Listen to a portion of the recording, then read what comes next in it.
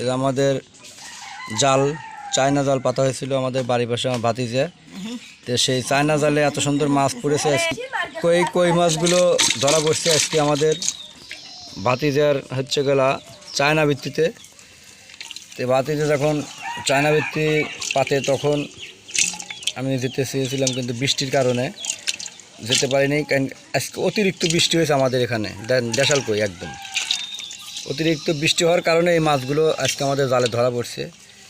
দেখতে পাচ্ছেন আপনারা কইগুলো একদম দেশাল কই। এটা এই ধরনের কই আমাদের বিলে প্রচুর পরিমাণ রয়েছে। আসলে আমরা সময়ের অভাবে মারতে পারতেছি না, কারণ এগুলো যা একটু বড় হলে তখন মারা হবে। দেখেন দেশাল কই একদম